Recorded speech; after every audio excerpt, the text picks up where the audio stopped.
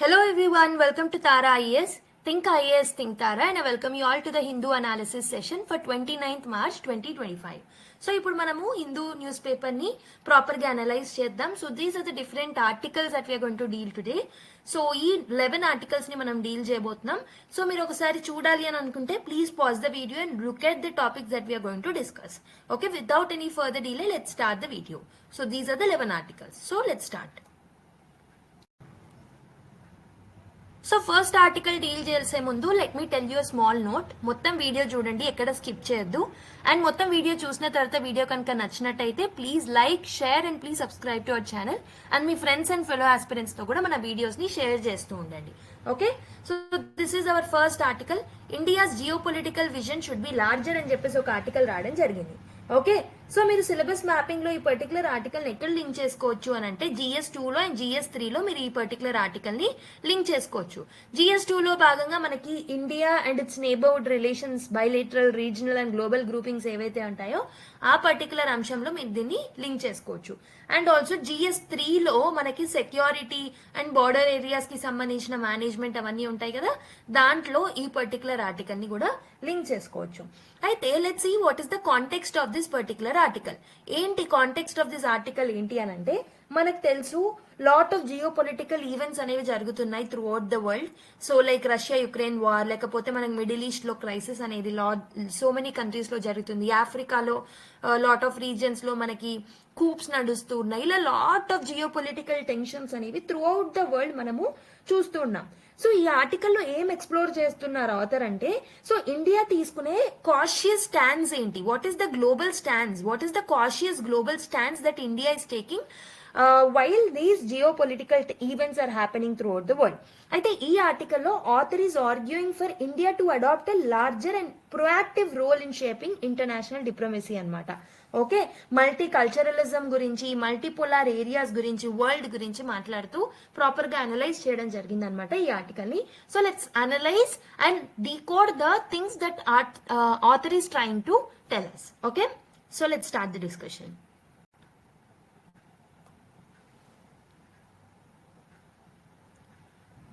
So previous గా మన ఇండియాలో కాదు, మన ఇండియా చుట్టుముట్టు కానివ్వండి, గ్లోబల్ వరల్డ్ లో కానివ్వండి, డిఫరెంట్ టెన్షన్స్ ప్రీవియస్ గా కూడా అయ్యి ఉంటాయి ఇక్కడ, జియో పొలిటికల్ టెన్షన్స్. సో ఆ టైంలో ఇండియా యొక్క రోల్ ఏంటి, ఇండియా ఎలాంటి రోల్ ప్లే చేసింది అనేది ఇక్కడ ఆథర్ డీకోడ్ చేయడం జరిగింది. Let's see. So what was the India's role previously in this particular geopolitical tensions. So first thing ఏంటంటే, హిస్టారికల్ ఇంటర్వెన్షన్స్ మీరు చూసుకుంటే ఇండియా అనేది lot of geopolitical events ఎప్పుడైతే జరిగాయో, ఫర్ ఎగ్జాంపుల్ మనకి బంగ్లాదేశ్ 1971 వార్ కానివ్వండి, మాల్దీవ్స్ కి సంబంధించి, శ్రీలంకకి సంబంధించి, ఓకే, బంగ్లాదేశ్ కి సంబంధించి, మాల్దీవ్స్ కి సంబంధించి, శ్రీలంకకి సంబంధించి వాళ్ళ కంట్రీస్ లో యుద్ధాలు జరిగినప్పుడు, వార్స్ జరిగినప్పుడు ఇండియా అనేది ఒక డెసిసివ్ రోల్ ని ప్లే చేసింది. డెసిసివ్ యాక్షన్స్ ని తీసుకోవడం జరిగింది గ్లోబల్ లెవెల్లో. అండ్ ఆల్సో రీజనల్ క్రైసిస్ జరిగినప్పుడు కూడా India played a decisive role అనమాట. అండ్ గ్లోబల్ పబ్లిక్ ప్రొవైడర్ గా కూడా పనిచేసింది ఇండియా. అంటే ఏంటి, so for example, so geopolitical tensions అనేవి అరైజ్ అయినప్పుడు India acted proactively to help their needs. For example, India యొక్క వ్యాక్సిన్ డిప్లొమసీయే చూసుకోండి. సో ఎప్పుడైతే మనకు టెన్షన్స్ మొదలయ్యాయో because of the COVID-19, so vaccines ని ఫ్రీగా డిస్ట్రిబ్యూట్ చేసింది as part of the India like neighbourhood first policy. Okay, and also అదే కాకుండా డిజిటల్ ఇన్ఫ్రాస్ట్రక్చర్ ఇనిషియేటివ్స్ తో కూడా ఇండియా ముందుకు వచ్చింది lot of times. Okay, virtual meets ని కండక్ట్ చేయడం, డిజిటల్ ఇన్ఫ్రాస్ట్రక్చర్ ని డెవలప్ చేయడం. సో దీని వల్ల కూడా ఇండియా యొక్క పొజిషన్ అనేది గ్లోబల్ ప్లేయర్ గా ఎన్హాన్స్ అయిందనమాట. Next, India has played a strategic multi alignment role అనమాట. Okay, so multi alignment role ని ఇండియా ప్రీవియస్ గా హిస్టారికల్ గా కూడా ప్లే చేస్తూ వచ్చింది. ఇండియా అనేది so major powers like USA on the one hand, okay, and Russia on the other hand, and China on the other hand. So మిగతా countries ఏవైతే ఉంటాయో అలా మేజర్ పవర్స్ ఏవైతే ఉంటాయో అందరితో కూడా ఈక్వల్ అండ్ స్టెబిలైజ్డ్ రోల్, అందరితో ఈక్వల్ గా మనము ఎనిమిటీ లేకుండా మేజర్ రోల్ ప్లే చేసుకుంటూనే వచ్చామన్నమాట. ఒక పొటెన్షియల్ మీడియేటర్ గా కూడా ఎన్నోసార్లు పనిచేసింది India. And coming to UNSC, United nation security council కి సంబంధించి అండ్ మల్టీపోలర్ ఆస్పిరేషన్స్ గురించి చూసుకుంటే ఇండియా అనేది యుఎన్ఎస్సీ రిఫార్మ్స్ కోరుతుంది. ఏమని కోరుతుంది? So India is telling that we need a permanent seat in UNSC లాంటి ఆర్గనైజేషన్స్ లో సో 5 పర్మనెంట్ మెంబర్స్ కాకుండా please expand it, okay, let decision be consensus oriented అని చెప్పేసి ఇండియా ఏమడుగుతుంది, మాకు పర్మనెంట్ సీట్ తీసుకునే అధికారం అనేది ఉంది అని చెప్పేసి పర్మనెంట్ సీట్ ని కోరుతుంది. అందరు ఒప్పుకున్నప్పటికీ China is using its veto power for not getting us or for not letting us go inside the permanent members అనమాట. ఓకే, సో నెక్స్ట్ ఇంకొకటి ఏంటంటే రీజనల్ రిలవెన్స్ కూడా ఇండియాకి చాలా ఎక్కువగానే ఉంది. అంటే మనము ఏవైతే ప్రాబ్లమ్స్ ఉన్నాయో లైక్ వెస్ట్ ఏషియాలో కానివ్వండి, ఇండో పెసిఫిక్ రీజన్ లో, సెంట్రల్ ఏషియాలో, ఆఫ్రికాలో ఎన్నో ప్లేసెస్ లో ఎన్నో జియో పొలిటికల్ టెన్షన్స్ అనేవి చాలా కంట్రీస్ ఫేస్ చేస్తున్నాయి. అయితే ఈ అన్నిట్లలో కూడా ఇండియా అనేది it has been well placed, ఒక మంచి పొజిషన్ లోనే ఉండి ఈ పర్టికులర్ టెన్షన్స్ ని ట్యాకిల్ చేస్తూ వచ్చిందనమాట. అంటే ఎప్పుడు ఒక స్టెబిలైజింగ్ ఫోర్స్ గా ఇండియా యాక్ట్ చేస్తూ వచ్చింది in the global geopolitics. Okay, first thing is ఒక డెసిసివ్ రోల్స్ ని తీసుకొని ఇండియా రీజనల్ ఇష్యూస్ అయినా గ్లోబల్ ఇష్యూస్ అయినా ఒక డెసిసివ్ రోల్ గా డెసిసివ్ యాక్షన్స్ ని తీసుకొని it has played a crucial role.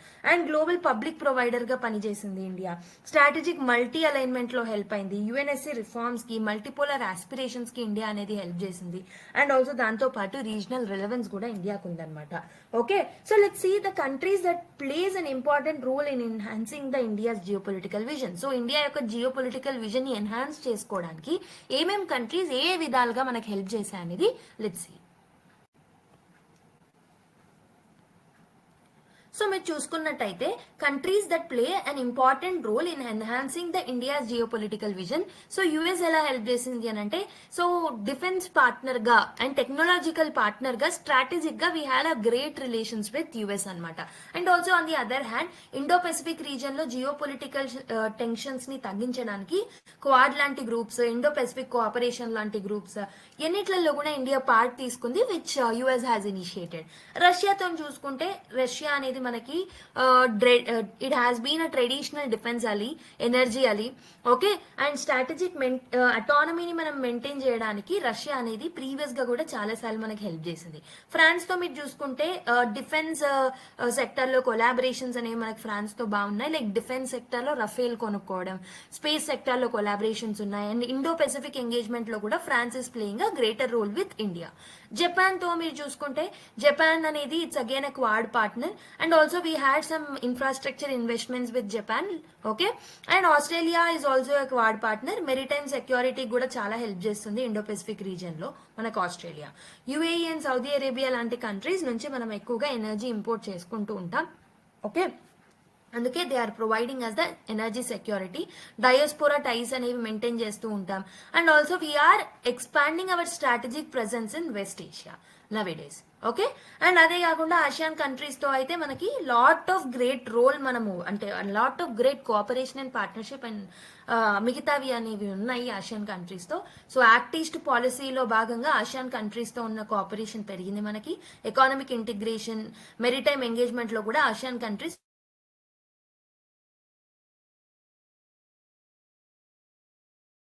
మనకి come with south cooperation. Okay, so global south countries తో మన కొలాబరేషన్ కి హెల్ప్ అవుతుంది అనమాట. యుఎన్ఎస్సి కానివ్వండి, ఓకే, అండ్ మిగతా నేషన్స్ కానివ్వండి, they are supporting us a lot. And ఇంకొకటి ఏంటంటే యూరోపియన్ యూనియన్ ఎకానమిక్ డిప్లొమసీలో, ట్రేడ్ లో, క్లైమేట్ లీడర్షిప్ లో కూడా యూరోపియన్ యూనియన్ లాంటి యూనియన్స్ అనేవి మనకి హెల్ప్ చేస్తున్నాయి. ఇజ్రాయెల్ చూసుకుంటే డిఫెన్స్ టెక్నాలజికల్ కొలాబరేషన్స్ లో Israel is also in the top place with respect to India. ఇలా డిఫరెంట్ కంట్రీస్ అనేవి డిఫరెంట్ విధాలుగా డిఫరెంట్ అప్రోచెస్ తో మనకి మన యొక్క ఇండియా యొక్క జియో పొలిటికల్ విజన్ ని ఎన్హాన్స్ చేయడానికి హెల్ప్ చేస్తూ ఉన్నాయి అనమాట. I hope you understand. So different countries తో ఉన్న కొలాబరేషన్స్ తో, డిఫరెంట్ ఇనిషియేటివ్స్ తో మన యొక్క జియో పొలిటికల్ విజన్ ఏదైతే ఉంటుందో దాన్ని ఎన్హాన్స్ చేసుకుంటూ వస్తున్నాం. కానీ there are still challenges with respect to enhancement of the geopolitical vision of the India. ఏమేమి ఛాలెంజెస్ ఉన్నాయి అని అంటే we're prioritising on economic growth. Economic growth ని మనం ప్రయారిటైజ్ చేసుకుంటున్నాం rather than the geopolitical vision. Economic growth ని ఎందుకు prioritise చేసుకుంటున్నాం? Definitely we want to become a second largest economy or third largest economy or first largest economy. కాబట్టి మనం economic growth మీద ఎక్కువగా ఫోకస్ చేస్తున్నాం. సో ఇండియా యొక్క foreign policy కూడా ఎప్పుడు ఎక్కువగా వేరే కంట్రీస్ తో మనకున్న ట్రేడ్, డెవలప్మెంటల్ యాక్టివిటీస్, ఇన్వెస్ట్మెంట్స్ వీటి మీద ఎక్కువ ఫోకస్ చేస్తుంది rather than conflict mediation and all. Okay, so this is the first thing. So this is the first hindrance that we are having. Okay, next ఇంకొకటి వచ్చేసి strategic caution. Strategic caution అంటే ఏంటి? So ఏంటంటే major powers నుంచి మనము ఏలియనేట్ అవుతూ వస్తున్నాం ఒక్కొక్కసారి. ఓకే, సో కొన్ని కాన్ఫ్లిక్ట్స్ ని మనం ఎంటాంగిల్ చేస్తూ ఉన్నాం. సో ఇలా మనం ఒక కాషియస్ డిప్లొమసీని, కాషియస్ పాత్ ని మనము ఫాలో అవుతూ వస్తున్నాం. సో దిస్ ఇస్ సో ఈ పర్టికులర్ స్ట్రాటజిక్ కాషన్ అనేది కూడా so it is becoming a challenge in expanding India's geopolitical foot print. ఇంకొకటి ఏంటంటే క్రెడిబిలిటీ గ్యాప్ అనేది ఉంది ఇండియాకి.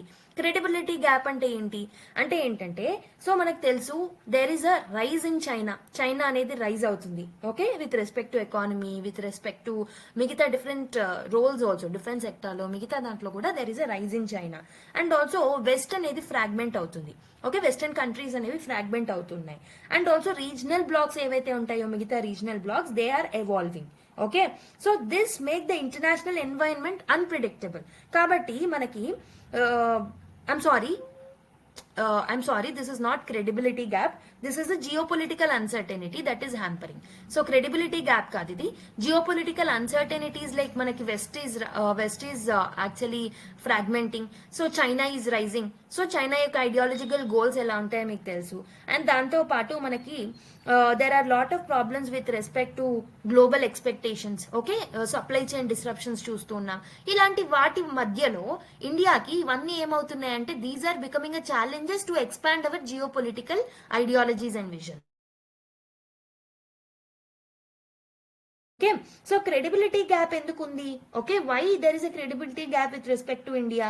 ఎకానమిక్ గా మనం రైజ్ అవుతున్నప్పటికీ, ఎకానమిక్ గ్రోత్ మన ఇండియాకి ఉన్నప్పటికీ demonstrate the leadership. So global expectations ఎంతైతే ఉంటాయో అలానే మన లీడర్షిప్ ని యాక్టివ్ గా ఎంగేజ్ చేస్తూ వాళ్ళ ఎక్స్పెక్టేషన్స్ ని మనం మీట్ అవ్వాలి. కానీ there is a credibility gap with respect to it. Okay, so that is another challenge. Okay, people need to believe us. So దానికోసం మనము we have to demonstrate our strength అనమాట. Next ఇంకొకటి ఏంటంటే institution limitations కూడా ఉన్నాయి. Institutional limitations అంటే ఏంటి ma'am?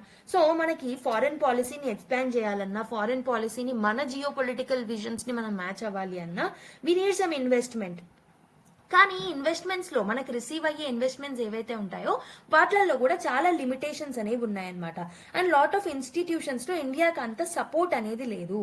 For example UNSC లో రిఫార్మ్స్ తీసుకొచ్చి మనం పర్మనెంట్ సీట్ కోరుదామన్నా యుఎన్ఎస్సి లో మనకు పర్మనెంట్ సీట్ రావట్లేదు. సో అలా మనకి ఇన్స్టిట్యూషనల్ లిమిటేషన్స్ అనేవి ఉన్నాయన్నమాట. So first thing that I told you is economic growth ని మనం ఎక్కువ ప్రయారిటైజ్ చేస్తున్నాం మన ఫారెన్ పాలసీలో. అండ్ స్ట్రాటజిక్ కాషనింగ్ కూడా మనకి it is becoming a challenge to expand our vision and to reach our geopolitical footprint and visions. And ఇంకొకటి geopolitical uncertainties are becoming a challenge, credibility gaps అనేవి ఉన్నాయి, and also institutional limitations అనేవి ఉన్నాయన్నమాట. మరి ఏం చేస్తే బాగుంటుంది? How we can achieve hour geopolitical vision? What should be the way forward అంటే మనం ఏం చేయాలి అని అంటే we have to articulate the geopolitical doctrine అనమాట. జియోపొలిటికల్ డాక్ట్రిన్ ని మనం ఆర్టికులేట్ చేయాలి. అంటే ఏంటి? ఇండియా యొక్క లాంగ్ టర్మ్ గ్లోబల్ విజన్ ఏముంది? ఓకే, మన విజన్ ఏముంది with respect to geopolitical vision? Okay, మనం ప్రాపర్ గా దాన్ని డిఫైన్ చేసుకోవాలి. ఇండియా యొక్క రోల్ ఏంటి పీస్ బిల్డింగ్ మెజర్స్ లో? పవర్ బ్యాలెన్సర్ గా ఇండియా ఎలా పనిచేస్తే బాగుంటుంది? సో రూల్ సెట్టర్ గా ఎలా పనిచేస్తే బాగుంటుంది? ఇలా వీటన్నిటిని మనం ఒక లాంగ్ టర్మ్ విజన్ తో we have to articulate this particular doctrine అనమాట. Next institutional capacity building. Okay, institutional capacity building, this is another thing. అంటే ఏంటి? మన ఫారెన్ పాలసీ ఇన్స్టిట్యూషన్స్ ఏవైతే ఉన్నాయో వాటిని మనం స్ట్రెంథన్ అప్ చేయాలి. ఓకే, సో అండ్ ఇండియా యొక్క డిప్లొమాటిక్ కార్ప్స్ ఏవైతే ఉన్నాయో వాటిని మనం స్ట్రెంథన్ అప్ చేయాలి. అంటే మన దగ్గర ఉన్న ఇన్స్టిట్యూషన్స్, మన చేతిలో ఉన్న ఇన్స్టిట్యూషన్స్ యొక్క ఇన్స్టిట్యూషన్ కెపాసిటీ బిల్డింగ్ అనేది మనం చేయాలి అనమాట. నెక్స్ట్ ఇంకొకటి ఏంటంటే స్ట్రాటజిక్ ఫోరమ్స్ ఏవైతే మనం అటెండ్ అవుతూ ఉంటామో వాటిని మనం లెవరేజ్ చేసుకోవాలి. We have to leverage that opportunities. For example we have to use platforms like like G20. So G20 summit ఇండియాలో జరిగినప్పుడు will have a greater opportunity. So అలాంటి టైమ్స్ లో మనం యూజ్ చేసుకోవాలి. బ్రిక్స్ మీటింగ్స్ జరిగినప్పుడు, క్వాడ్ మీటింగ్స్ జరిగినప్పుడు, SCO meetings జరిగినప్పుడు, I2UT లాంటి సమ్మిట్స్ లో మనం ఇన్వైట్ చేసినప్పుడు, ఇలా డిఫరెంట్ ఇనిషియేటివ్స్ లో డిఫరెంట్ ఫారమ్స్ ఏవైతే ఉంటాయో we have to leverage the opportunities while meetings are there. So that is another thing. And also we have to lead our self. Okay, మనం ఒక లీడర్ లాగా యాక్ట్ చేయాలి in order to deal with the global south issues. Global south అంటే ఏంటి? They are the countries which are developing and underdeveloped nations అనమాట. ఏవైతే already developed ఉన్నాయో వాటిని మనం గ్లోబల్ నార్త్ కంట్రీస్ అంటాం, ఇంక్లూడింగ్ ఆస్ట్రేలియా. సో ఆస్ట్రేలియా అనేది northern మనకి సదర్న్ పార్ట్ లో ఉన్నప్పటికీ it will not be considered as a global south. Global south అంటే it's okay, that is a term that we denote for the countries which are developing in features, okay, developing in nature. Okay, so basically you have understood. Next, ఈ countries అన్నిటిని మనం leadership, ఈ countries అన్నిటి development లో మనం leadership ని play చేయాలి, leadership role ని ప్లే చేయాలి. ఫర్ ఎగ్జాంపుల్, మనము ఆఫ్రికా లాంటి కంట్రీస్ డెవలప్ అవ్వడానికి India supporting a lot. G20 లో కానివ్వండి అండ్ బ్రిక్స్ మీటింగ్స్ లో కానివ్వండి, ఆఫ్రికాని సపోర్ట్ చేస్తూ, బ్రిక్స్ ని ఎక్స్పాండ్ చేస్తూ, ఆఫ్రికా రోల్ ని ఎన్హాన్స్ చేస్తూ ఇండియా మాట్లాడింది. అలా we have to leverage the opportunities in the different meetings to actually represent and to actually lead the global south countries అనమాట. And next one that we can do is narrative crafting చేయొచ్చు. Okay, narrative crafting అంటే ఏంటి? So మనము మన యొక్క civilisational values ఏవైతే ఉంటాయో, మన యొక్క డెమోక్రటిక్ క్రెడెన్షియల్స్ ఏవైతే ఉంటాయో వాటన్నిటిని we have to project to the outer world. People must know our civilisation, people must know that how much we have achieved in democracy. వీటన్నిటిని, మన అచీవ్మెంట్స్ అన్నిటిని, మన కల్చర్ ని, మన వాల్యూస్ ని, మన ఎథికల్ ప్రిన్సిపల్స్ ని, వీటన్నిటిని మనం ఏం చేయాలంటే అవుటర్ వరల్డ్ కి, మిగతా కంట్రీస్ కి మనం ప్రొజెక్ట్ చేయాలి. దీనివల్ల మన సాఫ్ట్ పవర్ అనేది పెరుగుతుంది, ఇండియా యొక్క సాఫ్ట్ పవర్ అనేది ఎన్హాన్స్ అవుతుంది. ఓకే, సో మన జియో పొలిటికల్ విజన్స్ ని కూడా మనం ఈజీగా అచీవ్ చేయగలుగుతాం. Okay, so this should be the way forward. ఏమేమి చెప్పాను? ఫస్ట్ థింగ్, మనం ఒక డాక్టరీన్ ని ఆర్టికులేట్ చేయాలి with respect to geo politics. ఇంకొకటి కెపాసిటీ బిల్డింగ్ అనేది ఇంపార్టెంట్ ఎగ్జిస్టెన్స్ లో ఉన్న ఇన్స్టిట్యూషన్స్ కి. స్ట్రాటజిక్ ఫారమ్స్ ని మనం లెవరేజ్ చేసుకోవాలి, we have to utilise the opportunity. And next, global south issues కి మనం గ్లోబల్ లీడర్ గా we have to lead the global south. So narrative crafting is another important thing anamata. So based on the discussion that we have made, so please try to solve this UPSC mains question that we have framed for this particular article. So next UPSC practice question. So definitely attempt cheyadaniki prayatninchandi. India's increasing economic and strategic weight calls for a more proactive geopolitical vision. So ekkada varaku idi just a statement. So ippudu question entante, you have to critically examine India's current global posture and suggest a way forward. So ప్రస్తుతం India యొక్క global posture ఏంటి ప్రస్తుతం, by giving some example like how India played a role with respect to Russia Ukraine war. Okay, మన యొక్క stands ని మనం ఎలా support చేసుకున్నాం without doing some partiality towards Russia or Ukraine. And West Asian problems లో మనం ఎలాంటి role play చేసాం. సో ప్రీవియస్ గా బంగ్లాదేశ్ ఇష్యూస్ లో అండ్ ఇలా డిఫరెంట్ ఇష్యూస్ ని ఎగ్జాంపుల్స్ గా తీసుకుంటూ మెయిన్లీ కరెంట్ అఫైర్స్ నుంచి ఎగ్జాంపుల్స్ పిక్ చేస్తూ రాయండి. And you have to suggest a way forward. So ఆ వే ఫార్వర్డ్ కోసమే మనం ఏం చేసాము, సో ఇంతకు ముందే మనం ఒక వే ఫార్వర్డ్ నేర్చుకున్నాం కదా, like different solutions that we can actually come up with in order to tackle the geopolitical tensions that are there, and also మన విజన్ ని మనం రీచ్ అవ్వడానికి మనం ఏం చేస్తే బాగుంటుందని చూసాం. So based on the discussion and మీకున్న ప్రయర్ నాలెడ్జ్ ఏదైతే ఉంటుందో, రోజు మనం న్యూస్ పేపర్ అనాలిసిస్ చేస్తూ ఉంటాం కదా, సో దాంట్లో నుంచి మీరు గెయిన్ అయిన నాలెడ్జ్ అండ్ మీరు బుక్స్ లో చదువుకుంది అంతా యూటిలైజ్ చేసుకుని try to attempt this question. Okay, now let's go to another article.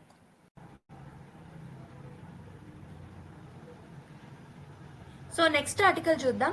So debt, despair and dark side of online gambling అని ఒక ఆర్టికల్ రాయడం జరిగింది.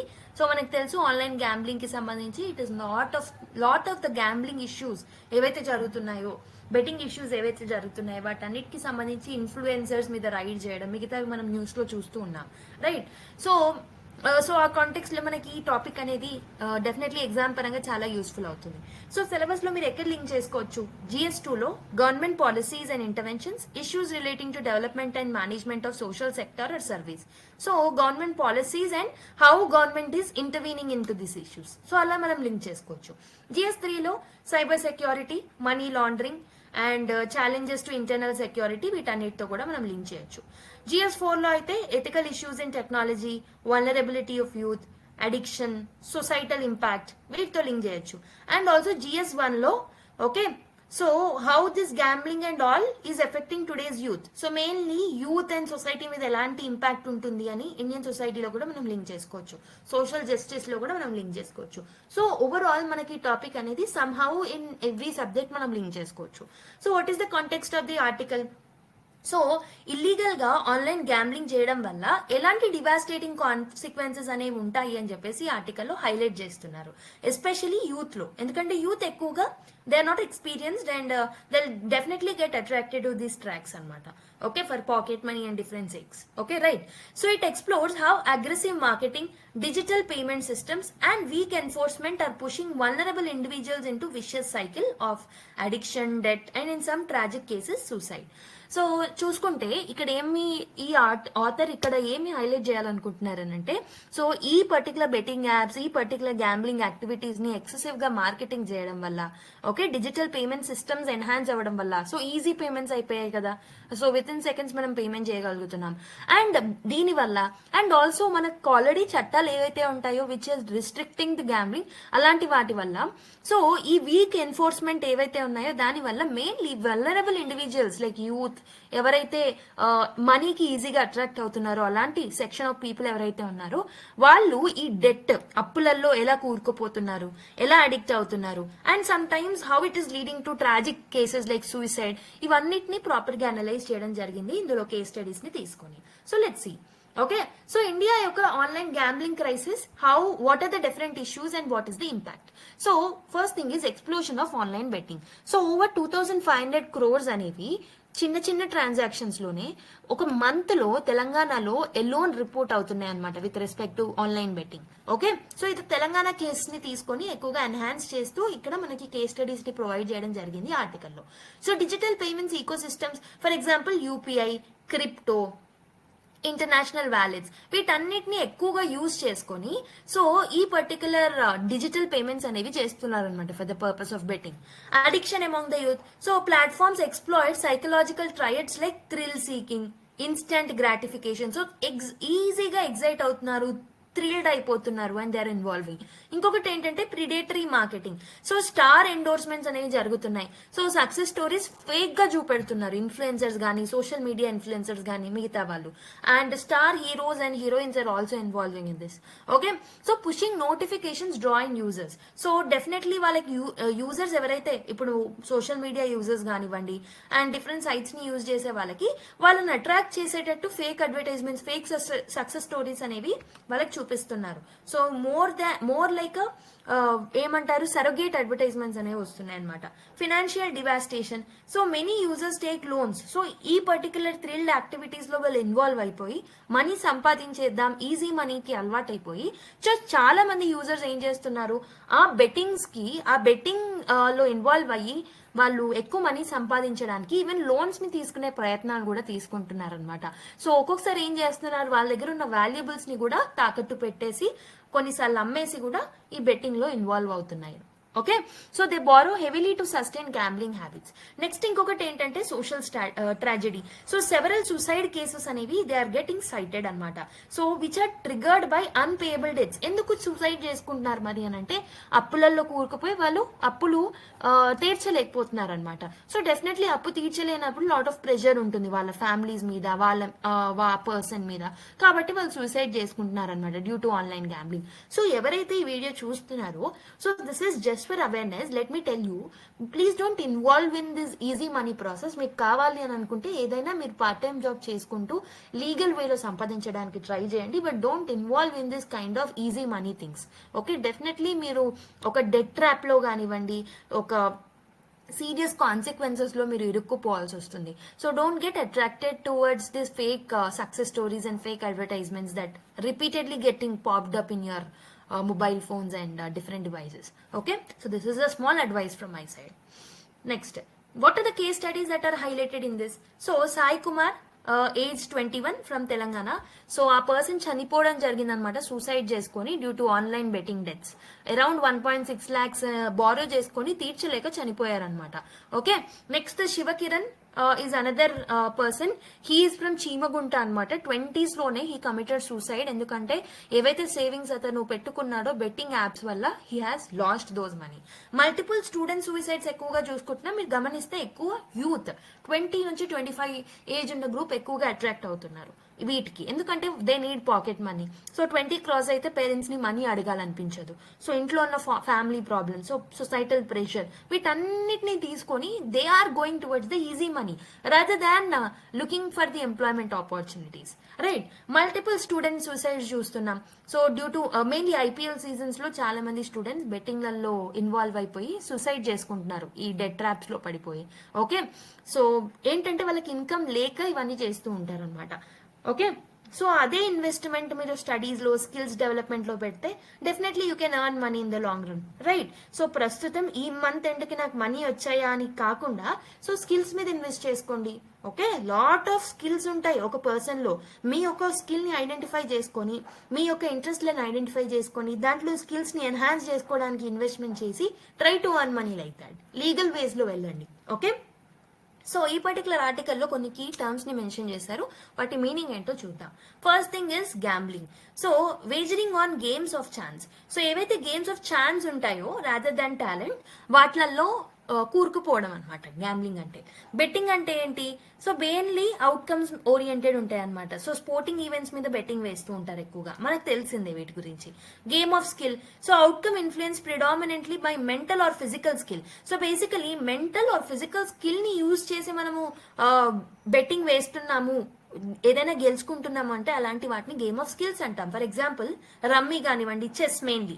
So chess is based on talent. So ఇలాంటి వాటి అన్ని ఏంటంటే these are games of skills అనమాట. So but there are some games of chances. So mainly ఏంటంటే డైస్ గేమ్స్ కానివ్వండి, లాటరీ గేమ్స్ కానివ్వండి. సో దీంట్లో luck is something which will play a greater role. ఇవన్నీ ఏంటి? These are games of chances, not games of skills. Okay, I hope you have understood. Next, ఈ particular ఆర్టికల్లో ఇంకేం analyse చేశారు అని అంటే, సో కాన్స్టిట్యూషనల్ స్టేటస్ ఏముంది with respect to betting and gambling. So ఈ బెట్టింగ్ అండ్ గ్యాంబ్లింగ్ అనేవి ఇవి స్టేట్ సబ్జెక్ట్ కిందకి వస్తాయి అనమాట. సో లాస్ట్ టైం నేను ఒక వీడియోలో I asked you people, so education అనేది ఏ లిస్ట్ లో వస్తుంది అని. No one has commented. I was literally disappointed because of that. So please, education ఏదైతే ఉందో అది ఏ సబ్జెక్ట్ లో కిందకి వస్తుందో ఈ రోజన్నా కామెంట్ చేయండి. సో ఈ చిన్న చిన్న మైన్యూట్ హోంవర్క్స్ నేను ఏవైతే ఇస్తున్నానో that will be really helpful for you people in the long run. Okay, so state subject betting and gambling అనేది స్టేట్ సబ్జెక్ట్ కిందకి వస్తుంది. Entry 34, list 2 state list. So entry 34 అవి గుర్తుపెట్టుకోకున్నా సరే, బట్ ఇది స్టేట్ సబ్జెక్ట్, లిస్ట్ 2 కిందకి వస్తుందని గుర్తుపెట్టుకోండి. Okay, so this gives exclusive powers to the state legis. అంటే స్టేట్ లిస్ట్ లో ఉన్నాయి కాబట్టి స్టేట్ లెజిస్లేచర్స్ కి పవర్ ఉంటుంది అనమాట to make laws on gambling and betting with in their jurisdiction. మరి ఏమేమి ఛాలెంజెస్ ఉన్నాయి? ఆన్లైన్ గ్యాంబ్లింగ్ ని రెగ్యులేట్ చేయొచ్చు కదా గవర్నమెంట్. సో గవర్నమెంట్ రెగ్యులేట్ చేయాలి అని అంటే కొన్ని ఛాలెంజెస్ ఉండకూడదు, but there are some challenges. ఏమేమి ఉన్నాయి? Legal grey zone. So gambling is a state subject. So main problem ఏమవుతుందంటే గ్యాంబ్లింగ్ అనేది స్టేట్ సబ్జెక్ట్ అనమాట. ఓకే, సో ఆన్లైన్ ఏవైతే సెంట్రల్ గవర్నమెంట్ ఏదైనా ఆన్లైన్ ఫార్మాట్ ఆఫ్ థింగ్స్ ని తీసుకొచ్చినా, ఏదైనా పాలసీస్ ని తీసుకొచ్చినా, లోకల్ లాస్ ఏవైతే ఉన్నాయో they are getting bypassed. Okay, so local లెవెల్లో చట్టాలు లేకపోతే ప్రాపర్ గా ఇంప్లిమెంట్ చేయలేకపోతున్నారు. That is another thing. Lack of national framework. So ఇది సెంట్రల్ సబ్జెక్ట్ కిందకి లేదు కాబట్టి ఒక సెంట్రల్ లా అనేది డిజైన్ చేసలేదు. రెగ్యులేటరీ బాడీ కూడా లేదు which will govern the online gambling comprehensively. And cyber enforcement కూడా చాలా వీక్ గా ఉంది. ఓకే, సో యాప్స్ ని ట్రాక్ చేయడం, ఇంటర్నేషనల్ మనీ ట్రాన్స్ఫర్స్ ఏం జరుగుతున్నాయని ట్రాక్ చేయడంలో పోలీస్ కానీ ఫినాన్షియల్ ఇన్స్టిట్యూషన్స్ కానీ చాలా బ్యాక్ స్టెప్ లో ఉన్నారనమాట. Okay, vulnerability of youth, young people ఏంటంటే యాజ్ దీస్ డేస్ మనం డిజిటల్ మీడియాని, సోషల్ మీడియాని, డిజిటల్ ఎక్విప్మెంట్స్ ని ఎక్కువగా యూజ్ చేస్తున్నాం కాబట్టి people are more connected through a virtual sphere. అంటే డిజిటల్లీ కనెక్ట్ అవుతున్నారు. But often they are lacking some financial literacy, impulse control. So impulse control లేకపోవడం వల్లనే ఇలాంటి వాటిలలో ఈజీగా అట్రాక్ట్ అవుతున్నారు. Aggressive digital system. So gamified apps, instant loan apps, mule accounts ఏవైతే ఉన్నాయో ఇవన్నీ ఏంటంటే so these are getting making them encourage towards this particular traps అనమాట. ఇవన్నీ ఇష్యూస్ అనేవి ఉన్నాయి. సో వీటి వల్లనే సో ఆన్లైన్ గ్యాంబ్లింగ్ ని మనము రెగ్యులేట్ చేయలేకపోతున్నాం. సో దీంట్లో ఎథికల్ డైమెన్షన్స్ ఏమున్నాయి మరి? Mainly youth are getting exploited. Okay, so psychological vulnerabilities ని తీసుకొని వాళ్ళు మానిటైజ్ చేసుకోవడం వల్ల ఎవరో కొంతమంది వాళ్ళ ప్రాఫిట్స్ కోసం youth are getting exploited, they are committing suicides. Okay, debt trap లో పడిపోతున్నారు. Next predatory capitalism. So aggressive profit seeking over public welfare. So ఇక్కడ మెయిన్ గా ఎవరైతే బెట్టింగ్స్ ని ప్రమోట్ చేస్తున్నారో పబ్లిక్ వెల్ఫేర్ కన్నా ఎక్కువగా, సో పబ్లిక్ యొక్క సంక్షేమం కన్నా ఎక్కువగా ప్రాఫిట్స్ మీద ఎక్కువగా ఆలోచిస్తున్నారు. వాళ్ళ లైఫ్ ఏంటి, వాళ్ళు ఎలాంటి వాటిలలో ఎక్కువగా ఎక్స్ప్లాయిట్ అవుతున్నారు అనే దానికన్నా ఎక్కువగా. So mainly these people are involving in the profit seeking mentality అన్నమాట. ఓకే, నెక్స్ట్ ఇంకొకటి ఏంటంటే accountability of celebrities, ethical concerns around endorsement of harmful platforms. So basically harmful platforms ఏవైతే ఉన్నాయో, సెలబ్రిటీస్ ఎవరైతే ఉన్నారో వాళ్ళు కొన్ని సోషల్ మీడియా లాంటి ప్లాట్ఫామ్స్ ని యూజ్ చేసుకొని they are encouraging these particular things. So ఇందులో కూడా కొన్ని ఎథికల్ కన్సర్న్స్ అనేవి మనం చూస్తున్నాం అనమాట. ఓకే, సో వీటన్నిటిని సాల్వ్ చేయడానికి we need the strategic interventions. So ఏమేమి తీసుకుంటే బాగుంటుంది, ఏమేమి చర్యలు తీసుకుంటే వీటన్నిటిని మనం సాల్వ్ చేయొచ్చు. నేషనల్ రెగ్యులేషన్ అనేది ఇట్స్ నీడెడ్. ఓకే, ఒక సెంట్రల్ చట్టాన్ని తీసుకొచ్చి ఒక కోఆర్డినేటెడ్ ఫ్రేమ్వర్క్ ని మనం తీసుకొచ్చి స్టేట్స్ తో మనం రెగ్యులేట్ చేయాలన్నమాట. And we can ban online gambling also. Okay, so central లాలోకి మనము కాన్స్టిట్యూషన్ అమెండ్మెంట్ చేసి అయినా గ్యాంబ్లింగ్ అండ్ ఈ బెట్టింగ్ ఏదైతే ఉందో ఆ సబ్జెక్ట్స్ ని సెంట్రల్ లిస్ట్ లోకి ట్రాన్స్ఫర్ చేసుకుంటే బాగుంటుంది. That is also another solution. Digital financial surveillance ఏంటంటే ఆర్బీఐని స్ట్రెంథన్ అప్ చేయాలి, వాళ్ళ కెపాసిటీస్ ని పెంచాలి to track and to monitor these particular activities. Cyber crime cells ని ఫార్మ్ చేయడం, ఫినాన్షియల్ ఇన్స్టిట్యూషన్స్ ఏవైతే ఉంటాయో they need to track the suspicious accounts. Okay, micro transactions ఏవైతే ఉన్నాయో అవి సస్పీషియస్ గా ఉన్నా వాటిని కూడా ట్రాక్ చేయాలన్నమాట. పేమెంట్ ప్యాటర్న్స్ ని ట్రాక్ చేయాలి. Public awareness campaigns are needed. Youth కి, పేరెంట్స్ కి డిజిటల్ అడిక్షన్ వల్ల వచ్చే నెగటివ్ ఇంపాక్ట్స్ ని ప్రాపర్ గా ఎడ్యుకేట్ చేస్తే బాగుంటుంది. ఫినాన్షియల్ లిటరసీ అనేది very very important. Okay, gambling వల్ల వచ్చే డేంజర్స్ ని అడ్వర్టైజ్మెంట్స్ ద్వారా, రిపీటెడ్ అడ్వర్టైజ్మెంట్స్ ఎలా అయితే గ్యాంబ్లింగ్ చేయమని వస్తున్నాయో అలానే రిపీటెడ్ అడ్వర్టైజ్మెంట్ గ్యాంబ్లింగ్ చేయొద్దని కూడా రావాలి. Okay, app store and platform accountability. So technological platforms and play store కానీ యాప్ స్టోర్స్ కానీ ఏవైతే ఉంటాయో వాటిని రెస్పాన్సిబుల్ గా మార్చాలన్నమాట. ఇలాంటి గ్యాంబ్లింగ్ యాప్స్ ని వాళ్ళు హోస్ట్ చేసినా ప్రమోట్ చేసినా కాబట్టి దే విల్ టేక్ స్ట్రిక్టర్ ఏమంటారు రోల్ ని ప్లే చేస్తారు ఒకవేళ వాటి మీద మనం ఆ రెస్పాన్సిబిలిటీని పెడితే. Mental health and counselling support is another thing. So మనం మెంటల్ హెల్త్ సర్వీసెస్ ఏవైతే ఉన్నాయో వాటిలో అడిక్షన్ రికవరీ అనే ఒక కాన్సెప్ట్ ని కూడా మనము ఇంక్లూడ్ చేయాలి, ఫ్యామిలీ కౌన్సిలింగ్ ని కూడా ఇంక్లూడ్ చేయాలి. సో ఇలాంటి స్టెప్స్ అన్నిటిని తీసుకోవడం వల్ల మనము గ్యాంబ్లింగ్ నుంచి ఇలాంటి యాక్టివిటీస్ నుంచి మన యూత్ ని బయటకు తీసుకురావచ్చు అనమాట. సో ఒకటి నేషనల్ రెగ్యులేషన్ అనేది తీసుకురావాలి, ఒక సెంట్రల్ చట్టాన్ని ఫామ్ చేయాలి, డిజిటల్ ఫినాన్షియల్ సర్వేలెన్స్ అనేది అవసరం, పబ్లిక్ అవేర్నెస్ క్యాంపెయిన్స్ ని తీసుకురావాలి, యాప్ ప్లాట్ఫామ్స్ ఏవైతే హోస్ట్ చేస్తున్నారో ఈ అడ్వర్టైజ్మెంట్స్ ని యాప్స్ ని మిగతా వాటిని they have to be made responsible. Mental health ని కౌన్సిలింగ్ సపోర్ట్ లో యాడ్ చేయాలన్నమాట. Okay, this is about gambling and betting. Okay, so next ఆర్టికల్కి వెళ్ళిపోదాం.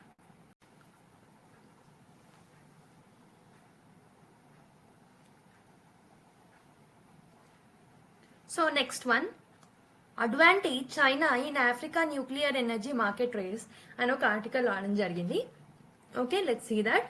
మనకి ఇది సిలబస్ లో భాగంగా మెయిన్స్ GS 2లో అండ్ GS 3లో యూజ్ అవుతుంది. India and its neighbourhood relations, bilateral, regional and global groupings and effect of policies. So ఇక్కడ మనం దాన్ని లింక్ చేసుకోవచ్చు. డెవలప్డ్ నేషన్స్ లో కానీ డెవలపింగ్ నేషన్స్ లో కానీ ఏమైతే పాలసీస్ అండ్ పాలిటిక్స్ రన్ అవుతున్నాయో అవి ఇండియా ఇంట్రెస్ట్ మీద ఎలాంటి ఇంపాక్ట్ చూపిస్తాయి ఆ టాపిక్ ను మనం లింక్ చేసుకోవచ్చు. ఓకే, GS 3లో energy security, infrastructure, investment models ఈ టాపిక్స్ తో లింక్ చేసుకోవచ్చు. సో అసలు కాంటెక్స్ట్ ఏంటి మ్యామ్ అని అంటే, okay, so mainly energy security issues అనేవి పెరిగిపోయాయి. ఎందుకు పెరిగిపోయాయి? రష్యా యుక్రెయిన్ వార్ వల్ల లాస్ట్ 2 years నుంచి, right?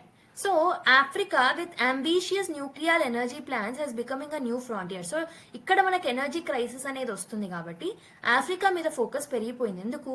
Africa is a important resource for nuclear energy plans అన్నమాట.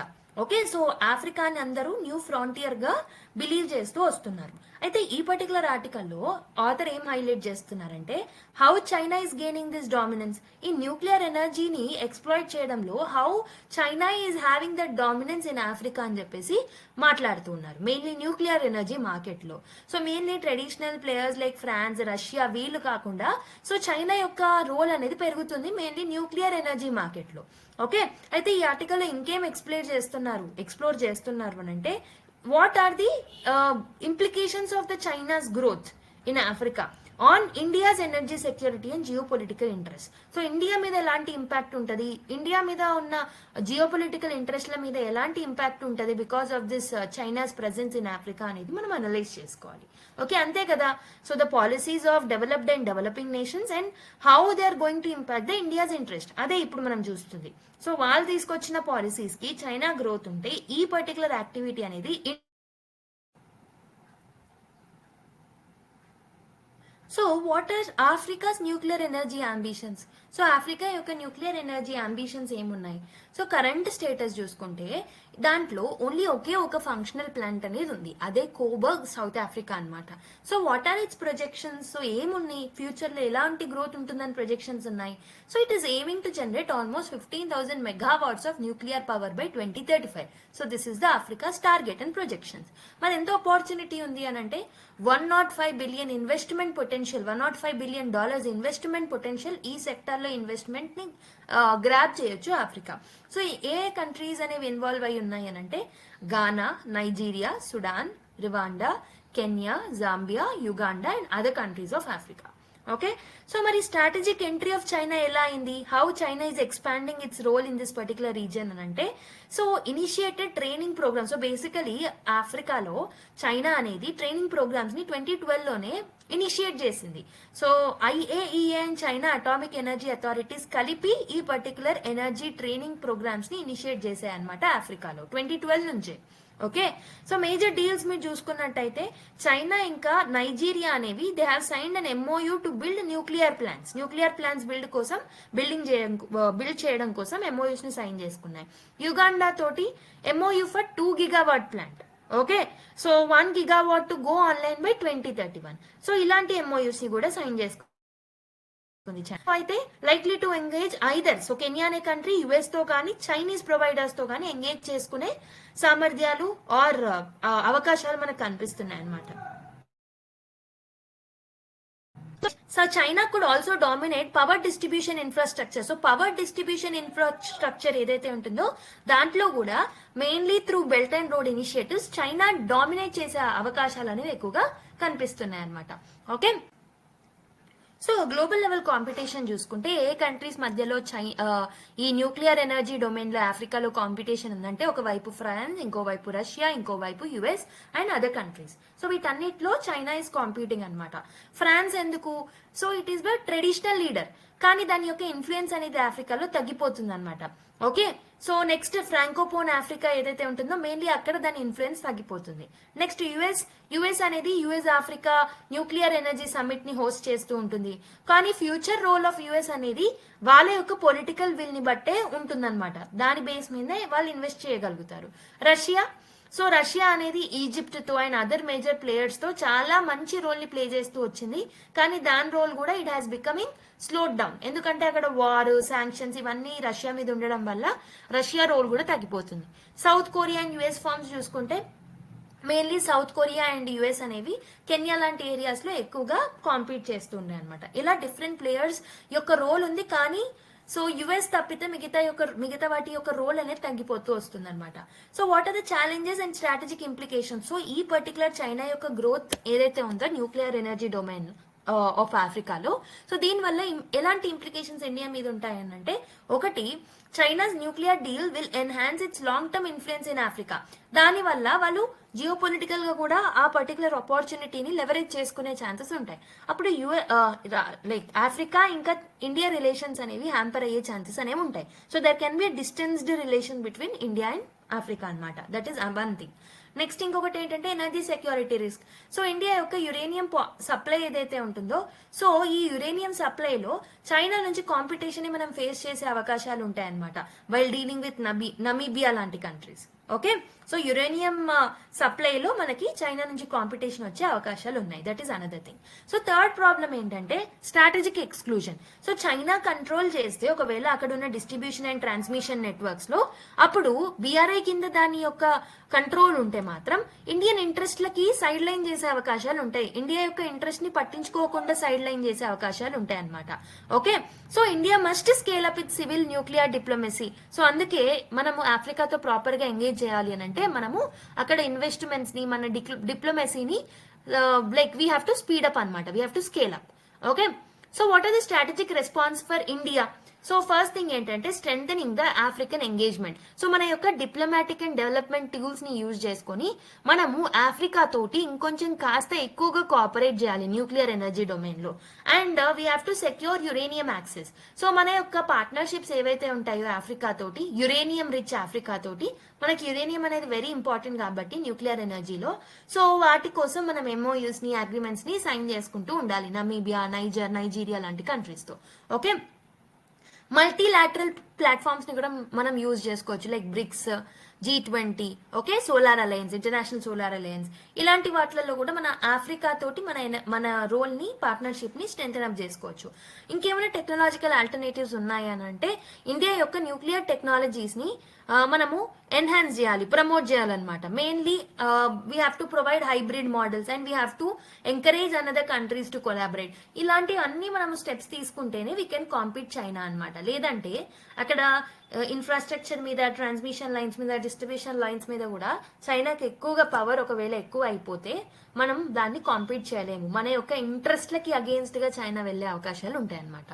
Okay, so this is about this article. I hope you have understood it in detail. So next article చూద్దాము. Valley and hills అని ఒక article రావడం జరిగింది.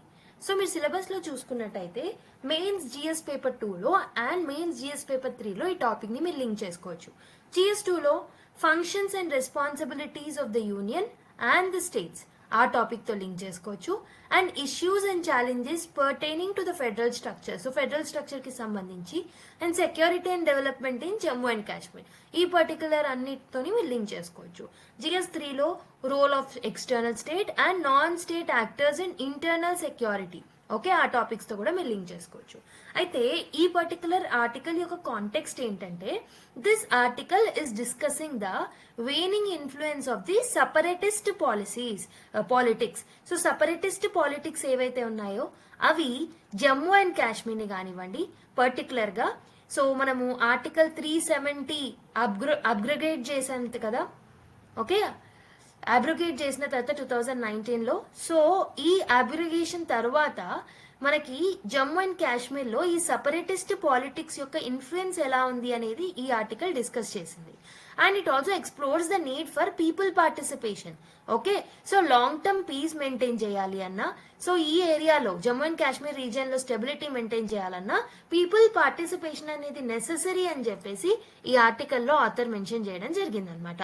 So first of all let's see what is article 370. Article 370 అంటే ఏంటో చూద్దాం. So article 370 ఏం చేస్తుంది? ఇది స్పెషల్ ఆటోనమస్ స్టేటస్ అనేది గ్రాంట్ చేస్తుంది. ఎవరికి గ్రాంట్ చేస్తుంది? To the state of Jammu and Kashmir అన్నమాట. అయితే దీన్ని మనము పార్ట్ 21 ఆఫ్ ది కాన్స్టిట్యూషన్ లో భాగంగా దీన్ని ఇంక్లూడ్ చేసుకోవడం జరిగిందనమాట. సో దీంట్లో ఇంక్లూడ్ చేసి మనం ఏం చేసాము, ఆర్టికల్ 370 కింద కొన్ని టెంపరరీ, కొన్ని ట్రాన్సిషనల్ అండ్ కొన్ని స్పెషల్ పవర్స్ మనం జమ్మూ అండ్ కాశ్మీర్ కి గ్రాంట్ చేయడం జరిగిందనమాట. అయితే ఈ ఆర్టికల్ 370 కింద ఏమేం ఫీచర్స్ యాడ్ చేసుకున్నాము ఏంటంటే జమ్మూ అండ్ కాశ్మీర్ కి స్పెషల్ అటానమీ ఇచ్చామన్నమాట. Okay, and Indian parliament need state concurrence to apply most law. So basically Indian parliament ఏదైనా చట్టం తీసుకొచ్చినప్పుడు, సో ఆర్టికల్ 370 కింద special autonomy Jammu and Kashmir కి ఉంది కాబట్టి ఆ సెంటర్ తీసుకొచ్చిన చట్టం అనేది జమ్మూ అండ్ కాశ్మీర్ కి వర్తిస్తుందా లేదా అనేది జమ్మూ అండ్ కాశ్మీర్ యొక్క స్టేట్ పర్మిషన్ తీసుకున్న తర్వాతనే అక్కడ అప్లికేబుల్ అవుతాయి అన్నమాట. ఎప్పుడు ఇప్పుడైతే మనం ఆర్టికల్ 370 అబ్రగేట్ చేసాము. అబ్రగేట్ చేయక ముందు ఈ ప్రాసెస్ జరిగేదన్నమాట. Okay, so Jammu and Kashmir కి దాని ఓన్ రాజ్యాంగం ఉండేది, దాని ఓన్ ఫ్లాగ్ ఉండేది, డ్యూయల్ సిటిజన్షిప్ అనేది ఉండేది. అంటే they use to have Jammu and Kashmir specific rights అనేవి జమ్మూ అండ్ కాశ్మీర్ ఉండేవి, అండ్ ఇండియన్ సిటిజన్షిప్ ని కూడా హోల్డ్ చేసేవారు. సో బేసికలీ డ్యూయల్ సిటిజన్షిప్ అనేది ఇండియన్ కాన్స్టిట్యూషన్ సపోర్ట్ చేయదు, బట్ ఆర్టికల్ 370కి ఎక్సెప్షన్ ఇచ్చామన్నమాట అప్పుడు. Okay, non residents could not by land in Jammu and Kashmir. ఎవరైతే Jammu and Kashmir వాసులు కాదో ఆ నాన్ రెసిడెంట్స్ వెళ్ళి జమ్మూ అండ్ కాశ్మీర్ లో ఆస్తులు కొనుక్కునే హక్కు అనేది ఉండకపోయేది అనమాట. Okay, so central laws like DPSPs కానివ్వండి, ఫండమెంటల్ డ్యూటీస్ కానివ్వండి, ఏవైనా సెంట్రల్ లాస్ అయినా, డిపిఎస్పీస్ అయినా, ఫండమెంటల్ డ్యూటీస్ అయినా ఆటోమేటిక్ గా జమ్మూ అండ్ కాశ్మీర్ కి అప్లై కాకుండా ఉండేవన్నమాట. అంటే ప్రతి దానికి అక్కడ ఉన్న స్టేట్ లెజిస్లేచర్ అండ్ అక్కడ ఉన్న స్టేట్ గవర్నమెంట్ సపోర్ట్ అనేది అండ్ పర్మిషన్ అనేది అవసరం ఉండేదన్నమాట. సో ఇలా ఆర్టికల్ 370 కింద స్పెషల్ ఫీచర్స్ అనేవి జమ్మూ అండ్ కాశ్మీర్ కి అప్లై అయ్యేవన్నమాట. ఓకే, సో బట్ నౌ ఈ ఆర్టికల్లో మెయిన్ గా ఏం మెన్షన్ చేస్తున్నారంటే ఇప్పుడు పొలిటికల్ ల్యాండ్స్కేప్ ఎలా షిఫ్ట్ అవుతుంది జమ్మూ అండ్ కాశ్మీర్ లో, సో అది ఈ ఆర్టికల్లో హైలైట్ చేస్తున్నారు. ఒకటి వచ్చేసి separatist groups are renouncing ideology and going inactive. For example Hurriyat, JKLF, ఈ గ్రూప్స్ ఏవైతే ఉన్నాయో ఈ గ్రూప్స్ అనేవి వాళ్ళ ఐడియాలజీని రెనౌన్స్ చేసి ఇన్యాక్టివ్ గా మారిపోతున్నాయి అనమాట. Okay, so central approach post 2014 తర్వాత when BJP government came in to the power, so ఆ టైంలో సెంట్రల్ అప్రోచ్ ఎలా మారింది? సో మెయిన్ గా ఈ గవర్నమెంట్ అనేది సెక్యూరిటీ మీద ఓకే ఎక్కువగా ఫోకస్ చేస్తుంది అనమాట. సో పీస్ టాక్స్ మీద ఎక్కువగా ఫోకస్ చేయట్లే, బట్ సెక్యూరిటీని స్ట్రెంథన్ అప్ చేసింది. ఓకే, సో సెపరేటిస్ట్లతో ఎలాంటి టాక్స్ అయితే మనం నిర్వహించుకోవట్లేదు పోస్ట్ 2014. సో ఏమేం మూవ్స్ తీసుకుంది 2014 తర్వాత గవర్నమెంట్ అంటే 370 ఆర్టికల్ ని అబ్రగేట్ చేయడం జరిగింది అనమాట. Okay, so and also certain separatist అవుట్ఫిట్లు ఏవైతే ఉన్నాయో జమ్మూ అండ్ కాశ్మీర్ దగ్గర ఆపరేట్ అయ్యేవి వాటన్నిటిని బ్యాన్ చేయడం జరిగింది. అండ్ వీటిని ఆపరేట్ చేసే టాప్ లీడర్స్ ఎవరైతే ఉంటారో వాళ్ళని అరెస్ట్ కూడా చేయడం జరిగింది అనమాట. సో ఇలాంటి సెవరల్ స్టెప్స్ తీసుకొని అక్కడ సెపరేటిస్ట్ టెండెన్సీస్ ని కర్బ్ చేయడానికి సెంట్రల్ గవర్నమెంట్ ట్రై చేసింది. So from dialogue based engagement to integration and developmental focus గా మారిందనమాట. అంటే డైలాగ్ బేస్డ్ ఎంగేజ్మెంట్ కాకుండా సో ప్రస్తుతం ఇంటిగ్రేషన్ మీద, డెవలప్మెంట్ ఓరియంటెడ్ ఫోకస్ మీద ఇప్పుడు గవర్నమెంట్ అనేది ఫోకస్ చేసింది. ఇంతకు ముందు వచ్చిన సౌండ్ కి I'm really sorry. Okay, so next challenges to complete normalcy. So persistent militancy.